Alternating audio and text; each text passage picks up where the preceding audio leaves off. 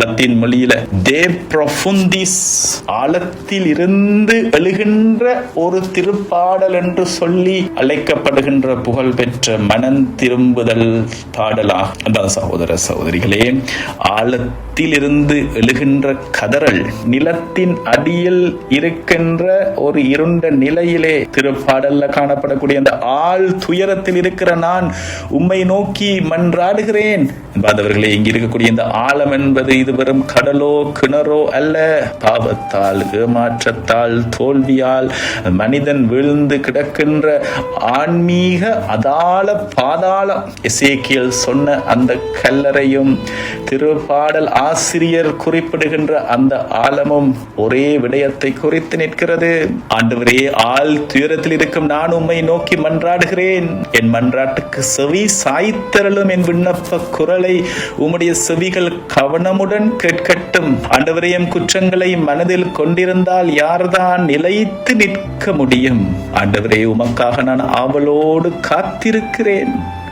என் நெஞ்சம் காத்திருக்கிறது.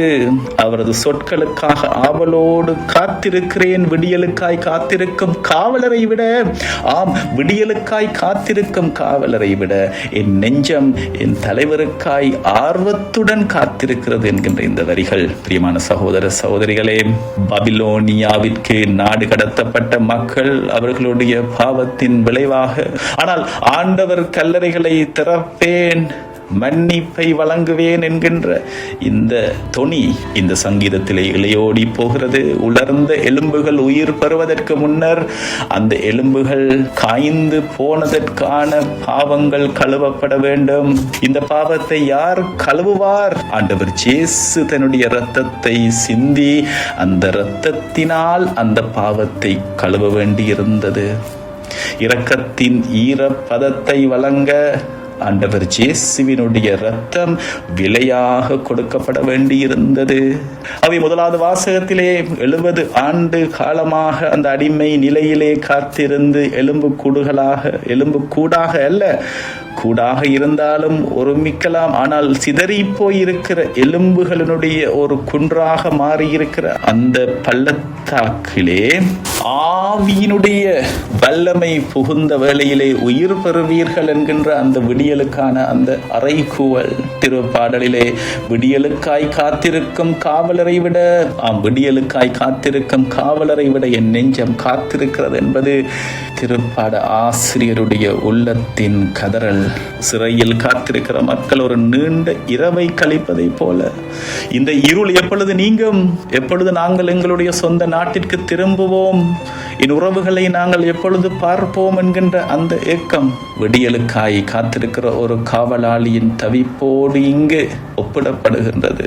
எசேக்கியேல் கண்ட அந்த விடியலின் ஆண்டவராகிய கிறிஸ்து என்கின்ற அந்த சூரியனுடைய வெளிச்ச உதயத்திற்காக காத்திருக்கிற ஒரு ஏக்கம் இந்த சங்கீதத்தை பாடும் பொழுது நீங்கள் நினைத்துக் கொள்ள வேண்டும். வார்த்தை என்கின்ற பிடிமானத்தை பிடித்துக் கொள்ளுங்கள்.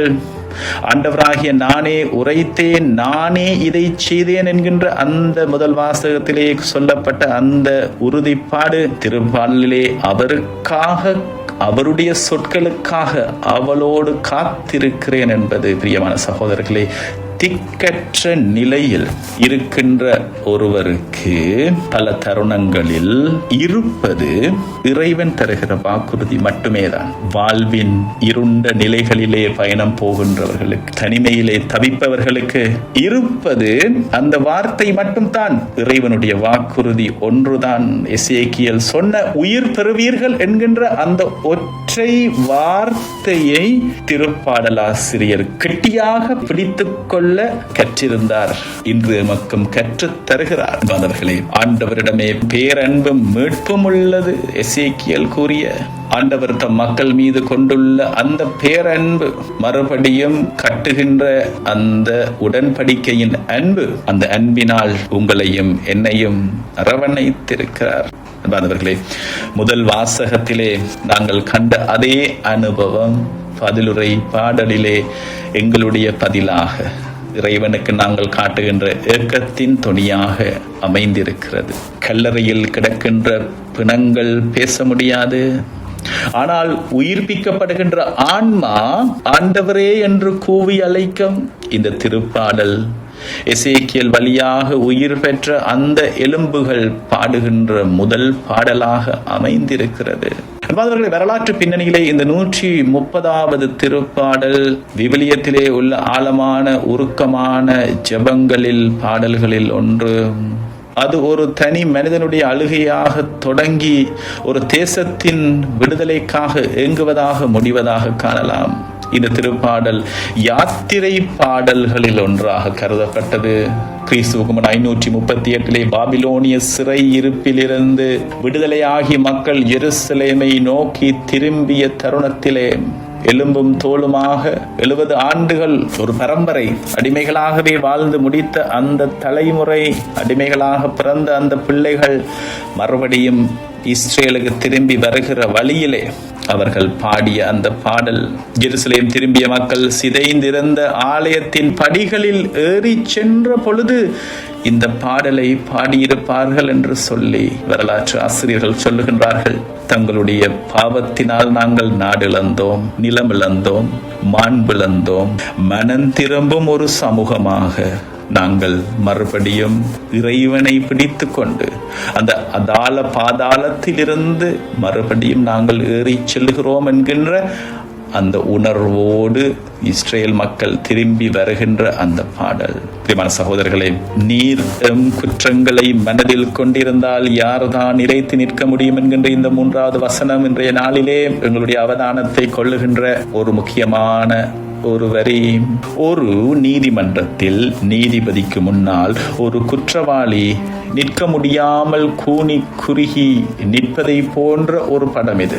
இஸ்ரேல் மக்கள் தங்கள் அடிமை நிலையை ஒரு தண்டனையாக பார்த்தார்கள். எனவே தங்களின் நீதியால் அல்ல, இறைவனின் மன்னிப்பால் நம்பிக்கை அனைத்தும் இழந்திருந்த தருணத்திலே அவருடைய அருள் கிருபை வந்து அவர்களை அள்ளி எடுக்கின்ற அந்த அனுபவத்திற்கான வேண்டுதல் இது. பிரியமான சகோதரர்களே, இந்த விடியலுக்காக காத்திருக்கிற அந்த காவலர் ஒரு விவிலிய சித்திரம். ஜெருசலேம் மதில்கள் இடிக்கப்பட்டிருந்த அந்த சூழல்ல இரவிலே காவல் காக்கின்ற ஒருவர், விடியல் என்பது வரும் வெளிச்சம் அல்ல, அது பாதுகாப்பு இல்லாத ஒரு நிலையில விடியல் எப்பொழுது வரும் என்று ஏக்கத்தோடு பார்த்திருக்கிற நிலை.